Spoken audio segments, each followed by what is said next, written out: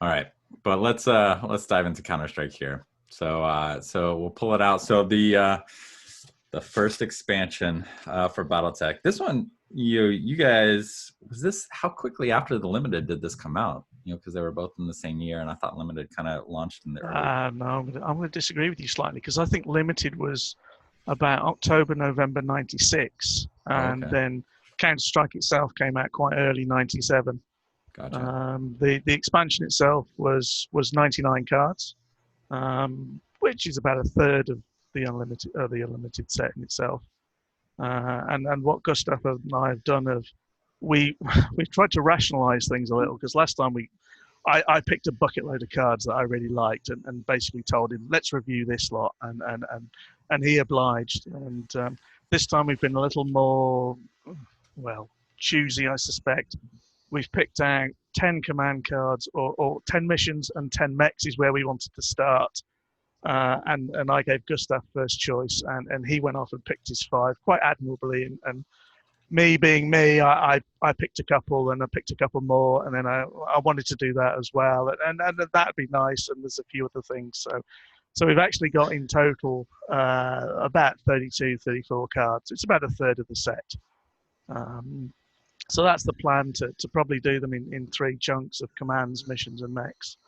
And it's been said that it's quite a varied set. When it's great, and when it's not, it's awful.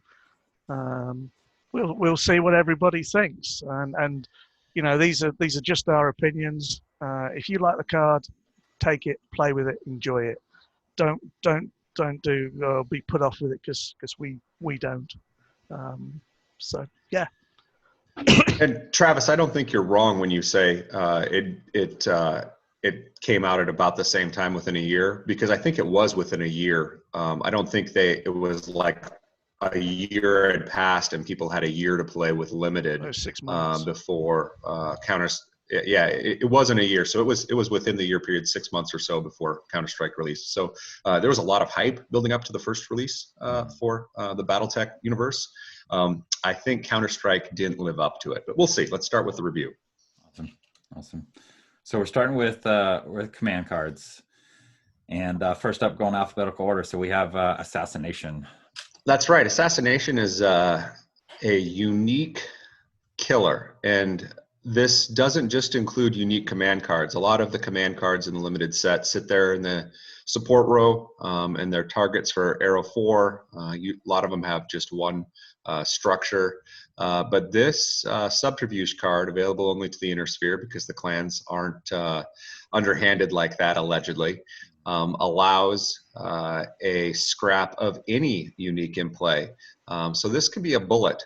If your opponent has that Baron McKenzie's hammer out and there is no way to stop it from rolling 5s and 6s over and over and over again, bam, take that bearer out. Or we'll see later on when we start reviewing some of these unique mechs, this can actually take out a unique mech as well. Interesting. It plays well with some of the later cards that come out that we're going to talk about, Sun Tzu Lao and Maximilian Lao's Legacy, because there's recursion here. And if you have an opponent who's playing a command heavy deck or a unique heavy deck, this is pretty fun card. Assassination gets a 4 for me with regards to construction. Hey Mark, would you like to give them the gradients on our numbering on where these things rank? Yeah. Okay, we can go back and look at that. We have a ranking system of 1 to 10, 1 being really stay away from it, and I think our actual comment is feed that to your pet because it's not particularly useful. 5 comes in at a reasonable average. It's a decent enough card. You can play around with it. It's usable. You might not put it in a tournament deck. I think when it comes to tournaments, we're talking 8s and 9s, and on top of that, there is the ranking of 10, which is practically godly, and I've now subtitled that "All Hail Wizards of the Coast" because it's such a great card. Those cards usually ended up in the ban list, as I recall. Well, 1 or 2 of them did, yeah. Just hopping back to Assassination, it's an interesting card because it says scrap a pilot card or unique card in play. And obviously it came out with Counterstrike, and at that point there were no unique mechs at all. I think Widowmaker was one of the first ones, and Yellow Hwang in the Mercenaries expansion next. So at that point it was heads on, go get that unique, whoever that is. And then they ruled later that it applies to mechs because it just basically kills a unique card. The problem with this 3 and 4P is arguably the buyout. And it got kind of rewritten later into a card that was called Unlikely Love Affair, which is a lot cheaper. So you tend not to see it so much. Unlikely Love Affair is probably a little more flexible and easier to pay for, especially if you haven't got politics. Gotcha. So it's an interesting one. Definitely in there if you might be playing only with the first couple of sets. Probably a sideboard card. I think 4 is about right. And we had been playing the other day, and kind of this question came up because I was playing with Morgan Kell, and that just, that seems like obviously that's a powerful card when you get out. What is the ways to deal with Morgan Kell? Because he's not even really on the board. Is he on the board long enough to even? Yeah, he's not going to be on the board to even get hit by assassination. What are you guys' thoughts on that? He can be, absolutely. Can be, yeah. Yeah. You attack with Morgan Kell, I reveal assassination on your mission phase, and boom. Gotcha. It's not limited to a mission phase or my command phase or my construction phase. It's you put him down. Once he's on that mech, he can only be popped up during a mission. I can scrap him. Gotcha. If assassination is fully constructed. Yeah, and that was where my lack of, because I was understanding that the revealed had to happen during your own deploy phase. All right, so that's just kind of a rules clarification for me there. Perfect. The other thing with Morgan is that most people put him on a mech attack and stick him back in the hand, but right. If they don't do that, they attack in a group or it's blocked, then he hangs around. Mm-hmm. So it's back to your situation where if he's on the table, yes, you assassinate him basically. Or Gotcha. you could do. Yeah, I was thinking more just kind of you plop him down, attack with him, put him back in your hand, and just keep doing that over and over. So yeah. All right, next card. We're moving Black Market Connections. This one has stood the test of time. Absolutely. Quite an interesting card because I let Gustaf choose first and he didn't choose it, and I didn't choose it, and then I thought we probably should put that in there because it's that good. Yeah. So this is why it's both our choices. It's probably the best, and I'm going to say best because War Funds is up there, but it's probably the best non-standard resource in the game because only black markets allows you to get what you have lost. With BattleTech, your stockpile is your life, and every time you take a damage, you lose a piece of your stockpile, which is a piece of what makes your deck unique and special to you. You built that. You constructed it of cards that you thought you wanted to play with, and you took damage and you lost those cards. Black Market Connections gives you a way for your deck. It doesn't matter what your deck is. We're not limited to Melissa Steiner Davian anymore. Any deck, clan, inner sphere, you have the ability to go back into your stockpile and take that one card out that is necessary for that situation to still win the game. This deck, every tournament deck has this card in it. Every casual deck I build has this card in it. Just like many of those unique command cards, it gets scrapped by Arrow 4. 1 structure damage will take it out. It costs 2 to build because it has such a high value, but it's fantastic. And of course, it is a resource card. It's not just a command, so War Funds can actually pull it. Nice. And what's when you're looking at kind of the quantities in your deck, are there any kind of rules or considerations in figuring out how many of these that you want in there? Most tournament decks, when you look at them, run 2 black market. The only time they run 1 black market is where they're playing a Steiner and they've got Melissa around. So the general rule of thumb is 2. There is one deck that I can think of that ran more than that, and that was actually the Mechless deck. And I remember when Peter Sundholm played Zvi Moshowitz over it. Zvi actually conceded a game because Peter had actually killed off all 3 of his black markets, and there was no way for him to recycle the game, the cards he wanted in the game. He just gave up and restarted, said, "You can have that one. Let's start again." There was no point in prolonging it and bringing it out. Right. Yeah. So, yeah, very, very powerful card. Very, very widely used. And as we've said, just those resources that you put 8 or 10 in your hand in your deck in order to make sure you've got 1 in your hand at the start. When you've got what you need on the table, you feed them to the BMC monster and bring back all the good stuff that you need. Right. Rating? It's a 10. It's a 10. I'd give it 11. It's off the charts. Yeah, it's got to be a 10. If it's not, then it's an 11. Right. All right. Following up, another solid choice. We got double time offense. Yeah, one of my my picks here. Very, very powerful in particularly big mech or logistics based archetype decks. It's a 4 with a full L buyout. And it can get quite costly because every 2 counters above the base construction of 4 that you build with this when you reveal it, one of your mechs can untap, and then you can then attack again.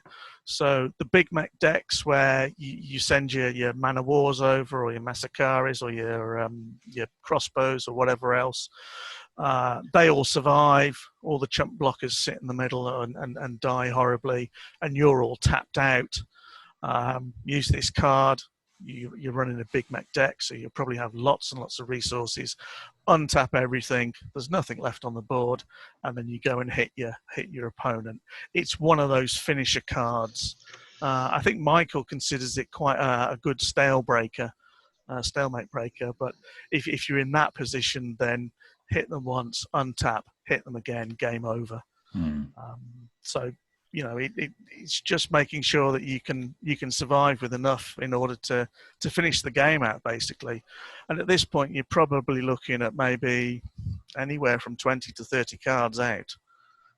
So if it's built right and you've got the resources to support it, you can be ending the game in, I don't know, turn 10, turn 12, turn 14, something like that.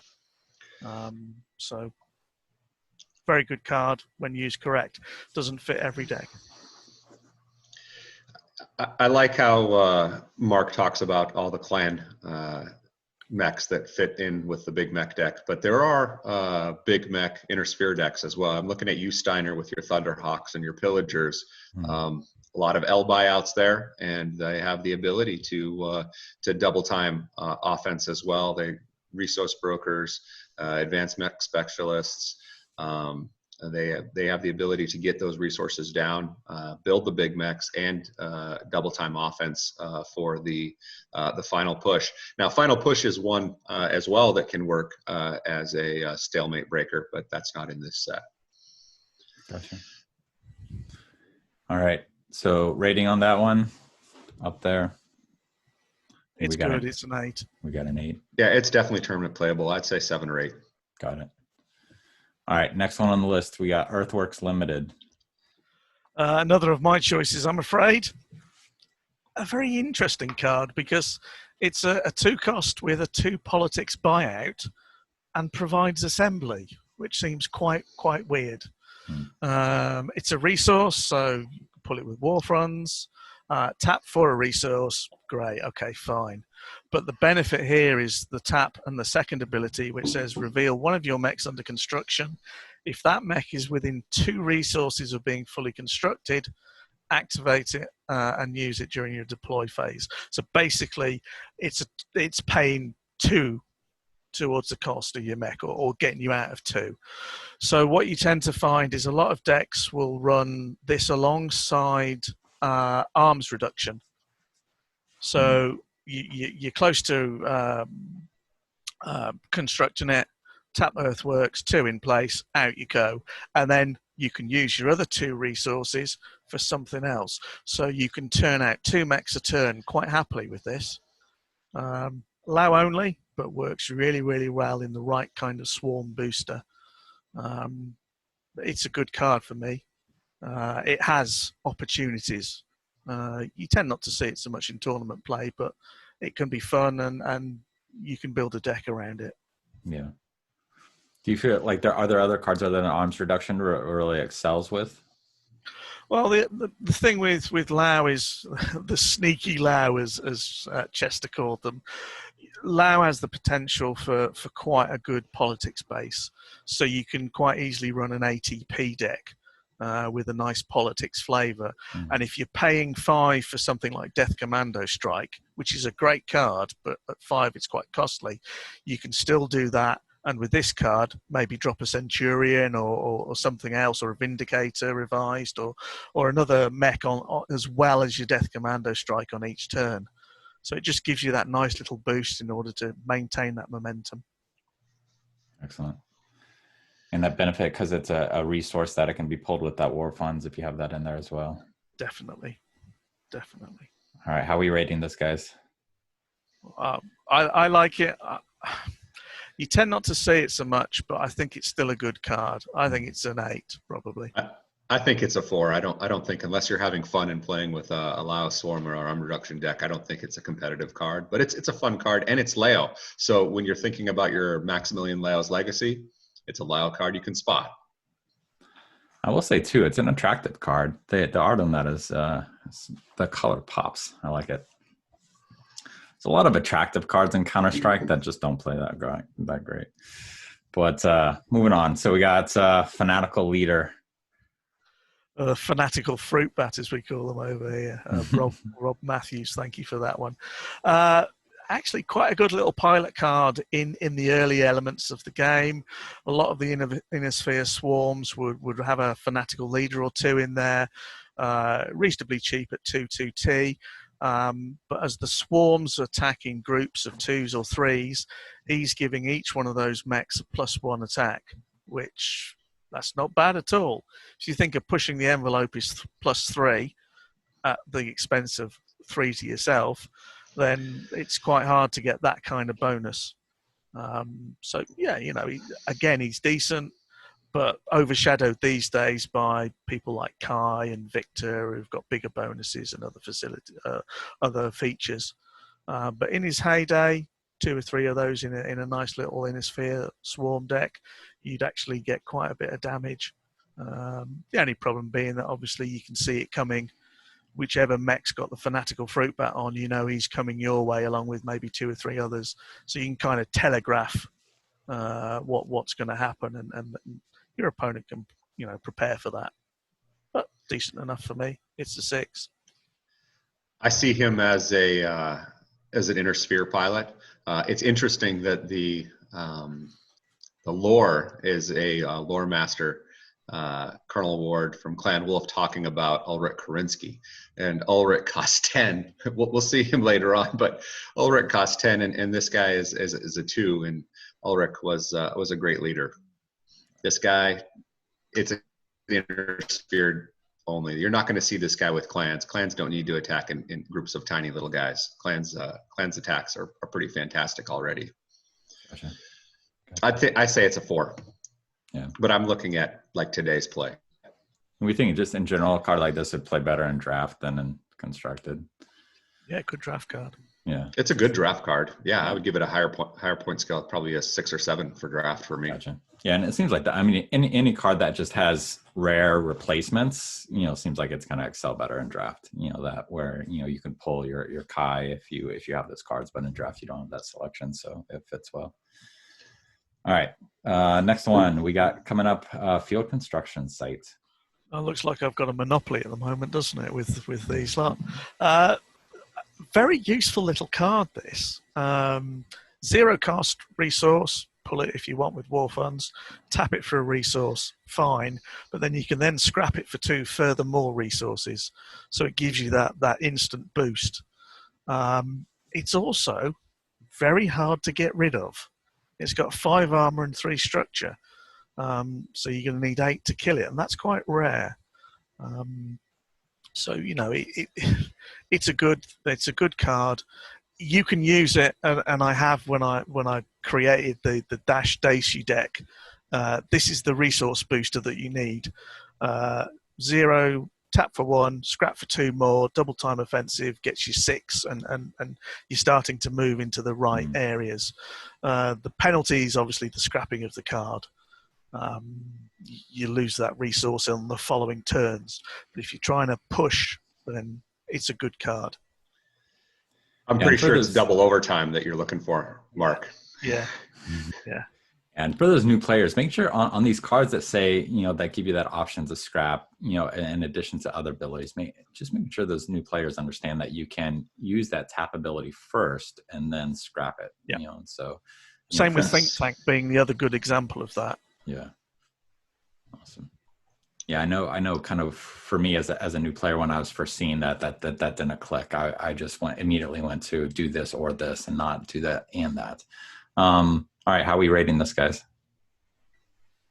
I like it. I rated it an 8. I think it's an 8 or 9 in the right deck. It's a fantastic card. Awesome. All right, next up we got Oda Hideyoshi. Oh, Oda. Yeah. If only. If only. So this is one of the ones I chose. This is a rare card that the structure and armor is inverse for what you would normally see in an inner sphere command. Usually you would see 5 armor, 1 structure. This is a 1 armor, 5 structure. So he doesn't die to arrow 4. It'll take 5 turns of arrow 4 before you take out Oda. But he gives you this mission-like effect with the detriment that you can't use any mission cards, so there's no surprises. If he didn't have the restriction of that second sentence, you cannot play mission cards during this mission, he could be fantastic for a Karita sneaky deck. But because you cannot play any mission cards, and your opponent can only assign 1 blocker, you can't do a Forge Mission Orders, you can't do an overrun. There's no way to play a trick to get your unit back. You can do that double time offense though. I rank him a 1. This is one that if my cat eats, I don't care. Mark, you have thoughts there? Yeah, as Gustaf said, that you cannot play mission cards is quite a pain. I think if it was you get -1 initiative and then you could bump it with a pilot or jump a couple of mechs, it would be a lot more useful. But yeah, it's kind of one of those things that's completely counterintuitive to play. If he's going to chump block with 1 and I'm going to attack with 3, then I either need to come back after blitzing the ground with it, or I need to get the chump blocker out of the way so I can hit the target. And he kind of prevents that. It's Harry Kiri in a card. Okay. Are there other cards out there with that kind of, that inverse structure armor? Do we think that there's a reason for that? I think it was just a apparent error, where they flipped that? Could be. Yeah. It's really odd that they give him 5 structure and 1 armor. He's an odd duck, Oda. Yeah, and I'm not familiar with him in the lore either. I don't know if there's some reason in lore that he would be given that. But as we'll see later with the nice guy, misprints happen, right? All right, next up, we got Operations Liaison. Oh, that was a rank 1. I think you guys both agreed on that one. Oh, yeah. Yeah. Oh, absolutely. All right, we got Operations Liaison coming up. Another of my choices, maybe I'm being a little too utopian here. I quite like this card. I'm not saying you're going to put 6 in a deck, but I think if you're looking for the odd extra card just to round your deck out, then this one is actually quite useful. The P and the L buyouts tend to push it towards free deploy and politics kind of decks. And that's where it's actually going to have quite a benefit, because it allows you to look through the top 5 cards of your stockpile and put one of those in your hand, which is, pick a card, which one's your fancy? And also you restock the others. Now there's pros and cons with that. If I've got something that will draw them from my deck, doesn't matter where they are on the, if they're on the bottom, like war funds, restock a think tank or something or other like that. And in addition, I know where they are. Now that may or may not be a good thing. If you're looking for that killer mission or you want that black market connections, maybe restocking it's a bad move. Maybe if I've got a war funds, I'm not worried I can pull that out. But it does help you propel forward. And just like Oda, it's a 1/5. that's got to be worth an extra mark. And that restocking, that's a rule that's not clear, kind of just in kind of the original rules. You know, restocking, that is going to mean that you're putting it back in the deck and reshuffling. Am I correct on that? Goes to the bottom of your stockpile. Bottom of the stockpile. So you're not. You can actually do card counting in BattleTech if you. And there's nothing to prevent you from counting your deck at any time. You know, obviously face down. So if you know where your cards are as you've restocked, and there are ways to ensure with a really small deck, and Mark might share this deck with you all at some point in time.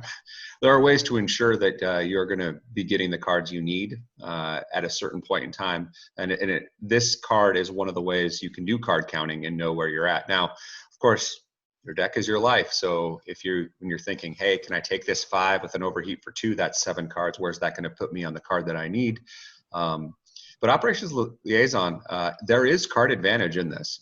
For one resource, once you get them in play, you're getting 1 card out of the top 5 into your hand. When you think of other cards out there that let you draw a card and the cost of drawing a card, Hidden Reserves is the most common. It's a 9 or a 10. We're going to see that later on.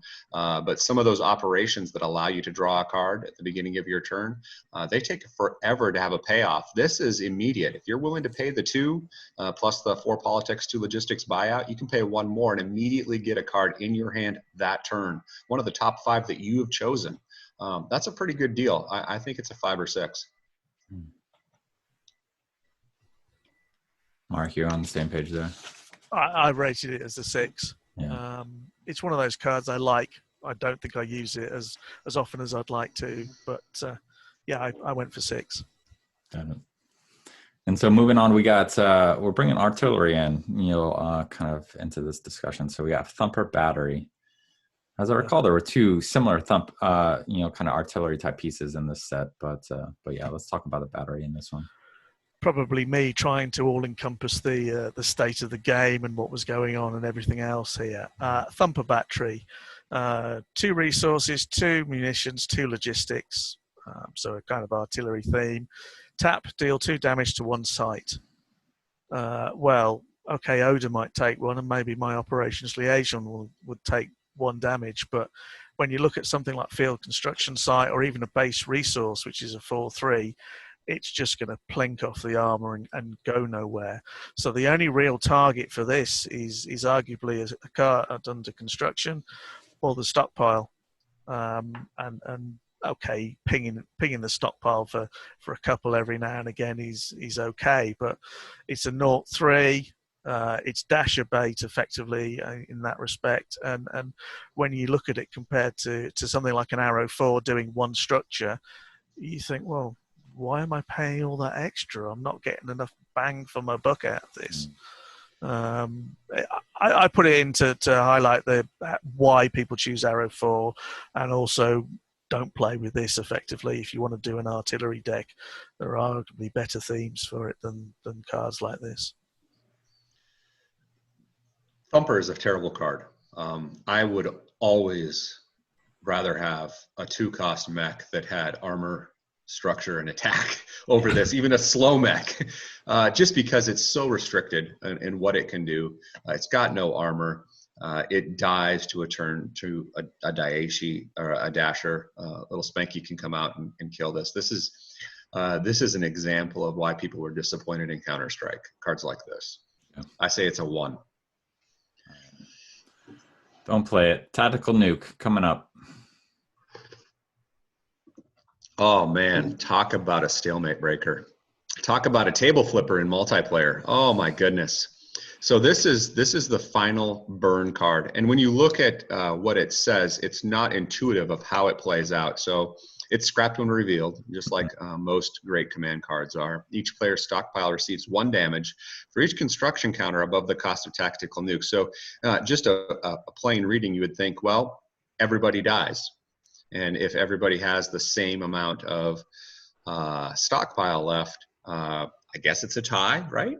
Well, errata and clarification, it deals all of its damage to you last. So if there's 6 people in play, just go around left to right, and you're the last person that receives the tactical nuke damage. you can still win this game even if you have the least amount of cards in your stockpile. And it's the 1-for-1 damage, which is best damage. A lot of damage out there when you look at some of the limited cards are for every 2 cost above the base construction. This deals 1 damage. This is 1-for-1. And that's the best kind of damage you can do when you're thinking about building a mech. I pay 1 for 1 attack, 1 more for 1 attack. This is for every 1 above cost of 2, I'm going to be dealing an extra damage to my opponent. This isn't going to see play in a tournament where you're playing against another person and there's not a lot of build up and table talk going on about I won't attack you if you don't attack me kind of stuff. But in a multiplayer game, people build up giant cards under construction, and it could be just an assembly down there as bait. And who knew who was building the tactical nuke on the side and just burned everybody out. So I think it's one of my most fun multiplayer cards in construction. I wouldn't play it, but I still give it a 5 because I like the card. I like how it plays. Yeah, when I read it, it did strike me, and I read it right. It was like, oh, well, it's just kind of biding your time until you have more cards than your opponent. And that was not even knowing the rule that you deal damage to yourself last. And so yeah, it seems like almost a not fun card. It's just a matter of just kind of biding your time, and as long as people are, and we talked in kind of that earlier episode how it's not always a great idea to be going after cards on construction if they have more than I think 1 or so counter on them. And so it just seems kind of like one of those auto win cards if you get it going. I think there's a couple of things for me. First of all, I just had this crazy vision of this little hoplite turning up, attacking this card under construction and setting off a tactical nuke, which I thought could be quite funny. But the other thing is, what are the end conditions? Now, I always thought that the end conditions, or the game ended where you could not draw 2 cards. So if we've all got 5 cards each, and I set off a tactical nuke and do 5 to everybody, my turn ends, the next person can't draw 2 cards, and that's the end of the game. So I would actually still be alive at that point, even though I'd actually got nothing in my stockpile. I'd have to go and read it and check it. But that would clarify with Gustaf about it dealing damage to you last. If there is a criteria that says the game ends when there's 0 in the stockpile, I always thought it was when you couldn't draw 2 cards. Because at that point you can win when the guy's only got 1 card in his stockpile and he can't draw twice. But I'm going to have to go and check that. Actually, I got the rule book here. I'll read it while you guys are chatting. What did you rank it, Mark? I'm not sure if I'd quite go for 5. I think I might have gone for a 4. I like the 1-for-1. I like the multiplayer dimension aspect of it. I think it got superseded, in my opinion, with Time Bomb in a later expansion. But both could be fun. So I think Quarter of Fire is another one that in a 1v1 gets a lot more play. Corridor is a lot more direct opponent damage, though, isn't it? It's saturation bombing, but on a 1 point for 1 counter. Yep. 1-for-1 is best damage. Yep. Yeah, this is a different type of card in that respect for me. I mean, you build your saturation up and just send it off, or corridor up and just send it off against whatever it is you want to destroy, normally the stockpile. This thing just wipes everything out in a radius. So 4 or 5 for me. Okay. We have our first pilot from Commander's Edition next, Vlad. He is a target for Assassination, of course. Vlad of the Wards. He is a hunt down. Is that a typo that he doesn't have armor and structure? Pilot. He's a pilot, so he's going to go on your mech. So okay. He's not going to give an armor or structure. He is a pilot that doesn't give any attack. He does give you +1 initiative, no attack bonus, so that's a minus. But he has a built-in hunt down ability. And later on, there were certain types of units that were basically unhuntable in vertical takeoff and landing. but he can attack any mech regardless of speed. He was eclipsed by Single Combat that came out later on. He is a sideboard card at best now. I don't think he's going to see a lot of regular play. He has a new rendition of his uniqueness that sees play from Crusade set, but I'd give him a 4 in today's world. Early on, the ability for the Clan Wolf especially to hunt down your opponent's units, he might have seen a little bit more play, but Single Combat, and he's got a better version later on. So I'd give him a 4. And the final choice, Gustaf. Yes, my final choice. I was heartbreaker. This is a heartbreaker for those of us who are huge fans of the lore and the universe. Ulric. Ulric is a sensitive guy. We really care a lot about him, and they did not do him justice. At 10 base cost plus 6 politics, he's an overwhelmingly poor opportunity cost of your resources. He is not going to pay for himself for at least 2 turns, maybe even 3 turns. He does not die to one-shot arrow 4. He's got at least 2 structure.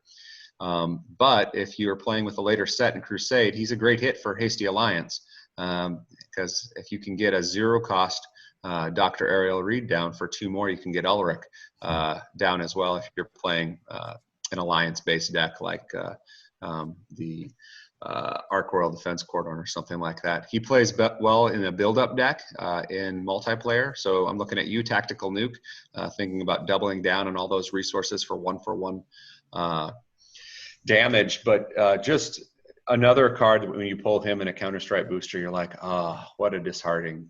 He is not going to see competitive play. I'd rank him a 3. Yeah, he was, I'm kind of, trying to get my own kind of, custom cards set up. I'm trying to get a graphic designer to kind of design them and kind of plug them in. And yeah, I mean, he was prime in there. I would, when I get those cards up, I definitely want to kind of get a recosting of all of them to make them actually viable. So Ulric, and the plan is to pull the art off of how it is Lost Destiny, I think it is, of him kind of sitting up, standing in front of the presenter with kind of the planets. I'll show the art here for people, but yeah, it's such an amazing character, and to see him kind of unplayable in the game is not fun. If he was costed about half that, if he was at a 5, I think he could see play, but at 10, that's overwhelmingly poor performance to be able to get that, you'd say momentum or tempo back to invest 10 in somebody who's not going to pay for himself for probably 2, maybe 3 turns. Got it. If do you like that ability? Like if you could design that card, Gustaf, would you give him a have you thought about making a different ability, something a little bit more thematic? I think his resource. I think if he gave you resources plus you untap. So if you could pay 1 resource, untap all of your resources, or tap and gain 4 resources or something like that, gain 3 resources. So if he had 2 abilities, I think it would be more thematic, and if he was half his cost. So tap, gain 3 resources, or tap, untap all your resources and had like the double option, I think it would be better. But just be able to untap all your resources, that's a lot to pay for that. Yeah.